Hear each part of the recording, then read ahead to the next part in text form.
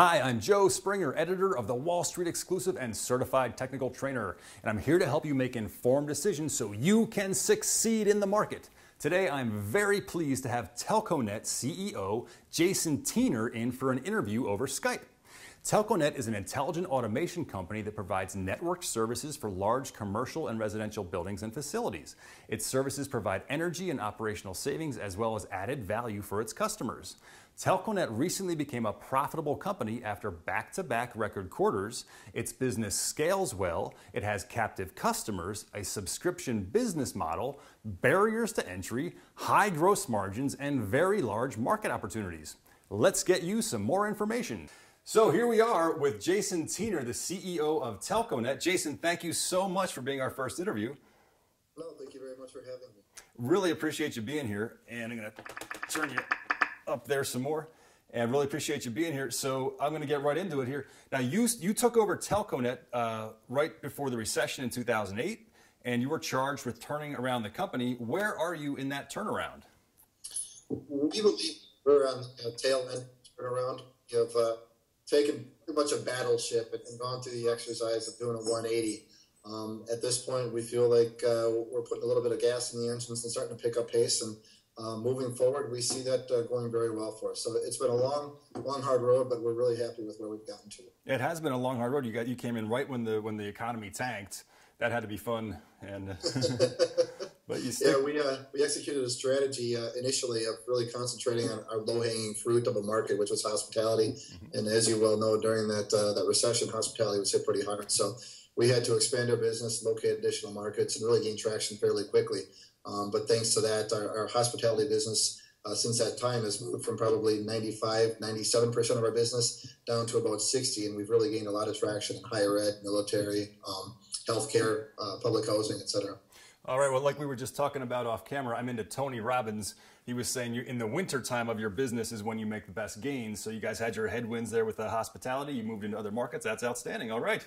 Absolutely. All right. And so then you have reported 2 straight record quarters, increasing revenues and profits and improving on most every other metric as well. Your CFO on the November conference call said that he expects to maintain control on costs in order to ensure continued profitability while emphasizing top-line growth.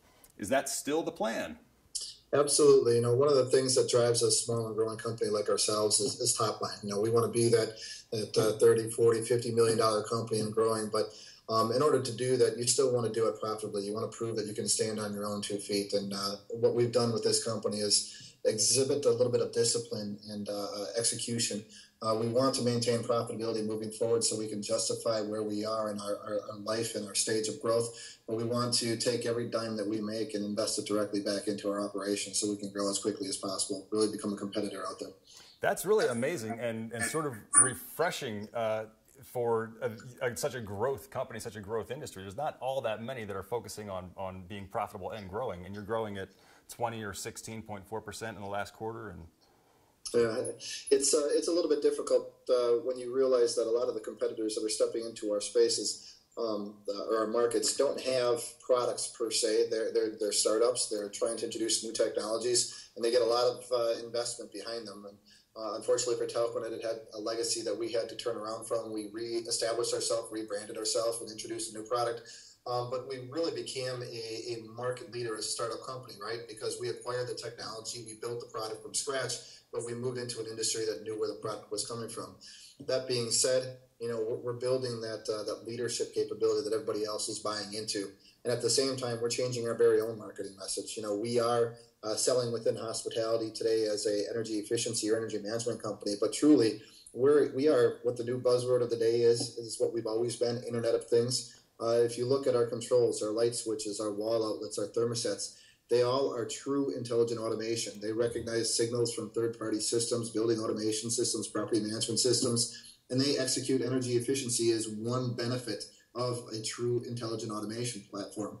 You know, the other 2 core benefits that we look at are creature comforts. If you think of the future environment, when you're driving home in your car today, you push a button on the car and the garage door opens. Tomorrow, when you drive home in your car, the garage door is going to open for you before you ever hit the driveway. That's a creature comfort. That's intelligent automation. And then on top of that, you have the capability for the intelligent automation in your home to use itself in a manner that best services the equipment itself. So you're not using it beyond its limitations or using it at times that would cost you more. Take, for instance, you leave for work in the morning, you throw your laundry in the washing machine, and you hit the turn on button, right? And typically the washing machine turns on. The biggest problem with that is that might be a peak power period for your home. And all of a sudden now you're being charged 10, 20% more for the electricity to wash your laundry. That could be done at any point during the day. An intelligent automation platform will hold that start signal for the washing machine until your power levels or your costs reduce below a certain level, and then it will engage the washing machine to go ahead and wash your laundry. That, again, is a third benefit of intelligent automation. So there's so much more to the type of controls that we have and we service, we provide, that we don't talk about in our daily sales endeavors, simply because in the commercial markets that we deal with, the one that really makes bank, the one that the customers are concerned about, is saving them money, having an ROI, and that's the energy efficiency and management side. Outstanding. You made that same point when you referred to the hotels, and just in addition to saving them on their energy bill and on their operations, their equipment is going to last longer when they use it less. Exactly. All right.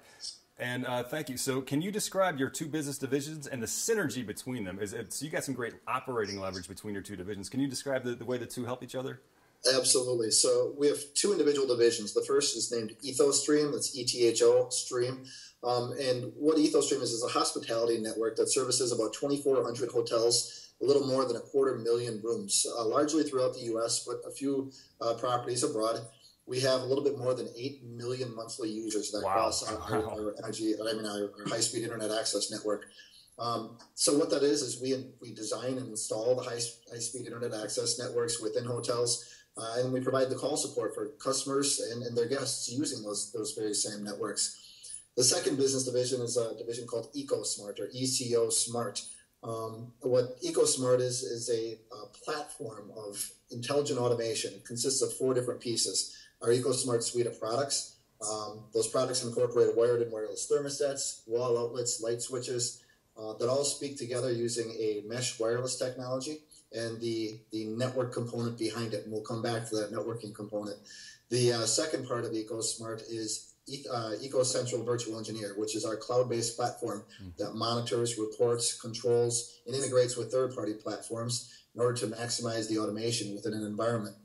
The third piece is EcoCare, which are Telkonet's 24/7 monitoring and support services, truck roll, extended warranty, integration with third-party industries such as utilities themselves, and performance of demand response capabilities. And then the final part are the applications that ride along that platform. We're the only provider in our space with iOS and Android native applications that allow us to tie, and our customers to tie directly into our platform for both installation and commissioning, as well as control, management, and reporting. So take, for instance, a engineer walking down the floor receives an alert to his smartphone that the HVAC in room 210 is not working effectively. He goes to the room. He can see whether the room is occupied on his smartphone through our application, and is able to go in if the guest is not there, or just move on to another room without interrupting the guest that might be doing work or sleeping.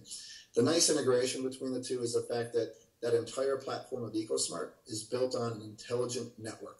That intelligent network is the same network that EthoStream deploys. So there's a lot of crossover both in customer base, there's a lot of crossover both in intelligence, and there's an ability to increase the ROI because you have a lower cost when you deploy these networks at the same time you deploy the controls that work on top of them. So great synergy both from a customer, operational, and product side. And I think you made the point at the excuse me for I keep stopping every time you hear my voice on your end. I think you made the point at the Noble Financial Conference that all of your staff, except for some salespeople, actually serve both sides, and that both sides actually exist because they are good brands, but really it's one company. Absolutely. The two divisions really exist because of the brand loyalty and the brand penetration. There really is only a few individual sales staff on either side of the fence that service just that particular brand itself, but the rest of it is all one uniform company. And we do that because obviously it minimizes costs, minimizes expenses, to utilize the same engineering, project management, field services, support, etc. All right. Thank you so much. And so next question here. So EcoSmart provides energy savings, also savings in labor, longer equipment life cycles, all those points you've made. Also provides added value for your customers, customers, and allows your customers to participate in load shedding demand response programs offered by utilities. So not only are they saving on their energy bill by using less energy, but they're also negotiating lower power rates with the utilities because your intelligent systems that's something you anticipated. You're aware of these programs, and you even do a lot of work educating your customers about these programs. Is that right? Absolutely. So it is pretty much the next generation of where the utility needs to move to, right? If we keep putting peak power plants in the ground that only see usage 5% of the year, utilities spending a lot of cash and capital to put those plants in the ground, really not seeing a lot of benefit, or their return might be over the next 50 or 100 years. Wow. The difference is taking those same funds and putting them into programs, efficiency programs, like what we're talking about, demand response and load shed. Their ability to simply cut load when the peak demand exceeds what they have available for generation, and utilizing programs and customers like ours. A lot of residential customers will have seen capabilities or programs like this available to them. On the commercial side, it's a little bit more difficult. If you think about a hotel, you can't simply cut power at the meter, right? Or you can't simply cut cooling at the core power plant or the core cooling plant, simply because it's going to affect too many guests and you don't know to what degree it's going to affect them. And simply they're paying for a night in a bed. Right. The difference with us is through having intelligent controls in every room and automated controls that can communicate directly to all of the other facilities within the building. By communicating with the property management system or the PMS, we can tell whether there's supposed to be a guest in a room or not, and thereby not implementing a load shed within occupied rooms or within checked out rooms, only exerting those controls to rooms that aren't going to impact anybody adversely. Thus, the hotel can now participate in those types of programs, can now gain the benefit by participating in those programs through lower rates, and also gain the benefit of reduced consumption during those load shed periods. That is awesome. And I think you made the point at Noble also that in some cases, you're the only one prepared for some of these programs, and you're the only one that's offering those. And that, again, just really great. I'm going to go on to the next one here. I know your time is limited. I really appreciate that. We're doing a lot of talking here. So you're one of the largest players in the hospitality market in both of your businesses. You also have a lot of customers in the education market, also healthcare, military, utility, and other commercial markets. Can you talk about these markets, the size of the opportunities, the room for growth? I know on one side, maybe on the networking side, maybe not so much growth, but maybe on the automation side, more room. Can you talk about that, please? Absolutely. As you've probably checked into a lot of hotels throughout your lifetime, as I have, pretty much every hotel you look at today has some form of high-speed internet access, whether it's in the lobby, it's in the guest rooms. So that market is largely saturated, but we see a lot of pickup in businesses through new hotel developments, through the maintenance of the existing networks in properties. Your technology life cycle might be anywhere from 3 to 5 years, so you're constantly turning over that equipment and those networks. And also from growing through brownfield or taking over business from competitors. We are one of the largest and oldest and most active within the U.S., so it gives us a lot of capability to win out business where others might have had contracts for the previous years. On the EcoSmart side, we are growing our business. While it is largely hospitality, we're growing it enormously in markets outside of hospitality. If you look at the second fastest growing market for us is higher education. We've done deployments with schools like New York University. We have more than 5,000 rooms deployed with MIT, Columbia, UC Davis, all tier one, high-profile schools that are really taking a large drive towards sustainability.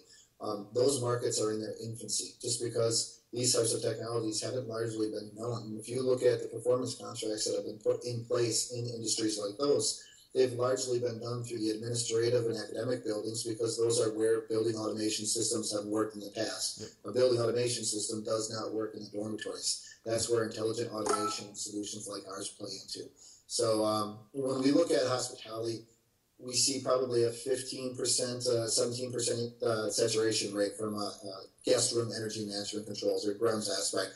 Enormous market for growth there. Yeah. But you look at our secondary markets like higher ed, military, public housing, etc. They aren't even in their double digits. They're in their infancy yet, and it's really where we look to take a greater share of the market and really move our penetration forward in the what we call the land grab state, which is right now where you can make a name for yourself. Right, and some of those names you mentioned, like NYU, I think that I see that are they the largest residential education provider or something like that? Yes, Yeah, it's amazing the number and size of the buildings that they have deployed for their students. well, that's quite a flagship program to get, and then MIT, Davis. There you get the very best. That's great. Okay, I'm going to keep moving here. There are a number of enviable dynamics in your business. There's growth. It scales well. It has subscription-based revenues from captive customers. It also has barriers to entry. Can you talk about your business model, especially your ability to generate recurring revenues with high margins? Absolutely. So almost half, maybe actually approaching exceeding half of our business on the high-speed internet access or EthoStream division is already recurring revenue. As I said, we've deployed more than 250,000 rooms to date. We have relationships with some of the largest property management companies and franchisors in the business. So having that amount of scale has done wonders to drive growth in the rest of our business, very large and static recurring revenue. On the other side of our business, EcoSmart is a model that's built very similar to EthoStream. With each individual sale that we deploy, there's a need for services attached to it, right? The 24/7 monitoring, the truck roll, the extended warranty, the ability to participate in third-party programs like demand response or integration with BACnet. Those services are all tied into an ongoing support platform called EcoCare. That EcoCare is ongoing support revenue for us and continues to scale. Obviously, each new customer that we install is adding on to those EcoCare contracts that we've had from the customers before. So it's an awesome recurring aspect. And the way that we benefit our customers is not only do we provide those services, but we continue to innovate beyond that. Right. Our ability to provide mobile apps like Eco Mobile gives our customers greater access and greater benefit from the services and software that we've put in front of them. If you could only use software tools when you're sitting behind your desk, it's not of a lot of value to housekeeping staff or to engineering staff who are out in the field and doing their job. They need that value when they're out there in the field. The nice thing for us is by creating applications on native OS platforms, they now have the ability to use their own, or BYOD, bring your own devices, and hotels don't have to go through the expense of buying them for their staff. We look at EcoSmart as being a model that's very similar to what Apple has designed over time, and that is they've created a sticky environment for their customers. You have their phones, and their phone ties into iTunes. You now have all of your music on iTunes. You've paid for all the apps on your phone. Might have spent just as much on the apps as on the phone itself. So now you get a Mac because it's seamless integration, and you can take your phone calls from your phone onto your laptop. Now you get an iTV because it seamlessly shares to the television. Before you know it, you have the entire environment within your space tied to one platform, and it costs more than you can bear to remove yourself from that platform, to remove any one piece of it. That's the way that we look at our business model. We try to create value in each aspect of what EcoSmart is. And by creating a full solution, something that none of our competitors have provided, we've done that. We've created the products that allow us to generate savings and create those creature comforts, extended savings, the intelligent automation. We then tie it to software whereby teaching your own staff, they get ingrained doing their job and using that. And if you were to change the products, now they have to learn new software. We then give them services. And if they want to move to somebody else, they would have to find a different service provider. By creating that sticky environment, we create more value than exists by the individual parts themselves. That's quite a great business. That's a great business model. All right. In addition to your addressable markets growing quickly, you also continue to roll out new products, as you mentioned, and offer expanded services on your platform, sort of scaling that way as well. Can you talk about any new offerings you might have rolling out and your strategy of continually expanding the platform to offer more to your existing customers? Absolutely. The next product that we have coming out is very exciting. It's a new version of our wireless thermostat that it gives us access to new markets. It's a very aesthetic, high-end type of, how do I want to say this, glass-looking device. It's touch capacitive, it's black, it's very low footprint. While largely in hospitality, you try to create something that everybody's going to know how to use by default, and that's what hoteliers look for, that their son or their grandma could all use it. So you don't necessarily have the most beautiful piece of equipment, but they're not looking for beauty. They're looking for making sure that it can be used. We've got that. We've had that product in the market, and it's one of the leading products that we have. But the introduction of this new wireless thermostat not only reaches a new area of the market, the high-end area within hospitality and other commercial spaces, but it also gives us access to new markets like consumer or residential. It's in competition with devices you might see from companies like Honeywell or Nest Very beautiful, very low footprint, very nominal, information displayed on the screen, but the ability to integrate through a number of different platforms, anything from Zigbee to Ethernet to Wi-Fi, the ability to integrate to other third-party products like Apple's new HomeKit. Those capabilities allow us to move beyond the enormous market that's available in commercial, but also enter into the very lucrative market of tomorrow, which is the residential space as well, and really participate in that true Internet of Things. The fact that we released our Eco Switch and our Eco Guard wall switch and outlet products is that very first step into the consumer market for us. But now the introduction of this new wireless thermostat gives us out that rounded platform. All right. Thank you so much. And before we go on here, has anybody ever said robotics? So to me, every time I keep hearing about all this automation, this is like when you're watching the Jetsons, this is what the robot would do. And so now there's no robot, but this is like sort of like intelligent automation is going to be the robotics that we thought was going to be robotics. It's very similar. If you think about some of the things that can be done, to me, in the consumer space, I can adapt it to hospitality as well. But in the consumer space, it's like when you pull up to the driveway, the garage door opens, the front walk light turns on, your thermostat turns up, your coffee maker turns on. This is all intelligent, right? You didn't have to do anything for that to happen. The same thing goes for a room. When you check into a hotel and you walk up to the desk and you give them your name, when they hand you a key with a room number on it, by the time you get to that room, the room is already cooling to your chosen temperature, which is stored in your profile. The television is already turned on, welcoming you by name to the property. Wow. The shades are opening up as you walk in the door so that the sun can shine in. Amazing. And the night lights next to the bed are turned on so you have a very welcoming environment. These are the things that are possible, and this is really what that high-end environment, it doesn't matter what property name or what part of the market they're in, but this is the type of feel they're going for. Because if you think about hospitality, it can have a big H or it can have a little h. It can be hospitality, the market, or it can be hospitality, the effect that you have on a guest that keeps them coming back. Wow. Awesome. All right. You're in a field that requires a lot of technical expertise, support, R&D, relationships, and it is not very easy for new players just to enter. But with such nice high margins in your business, and you got subscription revenues, there's going to be competition because these are great things. Can you talk about some of the things that Telkonet does to set itself apart, or how you think you set yourself apart? Absolutely. So with EcoSmart, as I described earlier, that sticky environment is one of the largest things, right? You want to be the first to market and the first in the customer's premises, and then maintaining that solid customer experience and providing continued innovation on new products and new deliverables for them. If they like what they have and they've ingrained it in throughout their operations, that's what they're going to keep throughout time. And if we can keep innovating and providing greater value, so beyond just saving energy, by extending the life of their product, by lowering the cost of energy for them, these are the things that create barriers for competitors to enter into the market very easily. Also, the relationships that we have with our partners in our distribution network. Working with some of the tier 1 ESCOs in the space like Johnson Controls and Trane and Carrier, we have a capability of being first to market and the only product that they sell within their own customer bases. So by forming those relationships and keeping them tight-knit, the same thing with utility relationships of participating in their incentive and rebate programs and being able to monitor and provide the type of returns that they're looking for and the type of data that they need to ensure those returns. These are the things that really lock out competition from being able to enter in very easily. Technology can be duplicated, but it's not the time. Time can't be duplicated. Yeah, that's such a nice position to be in. How much of that was thought out ahead of time, and how much did you just kind of end up in that nice situation?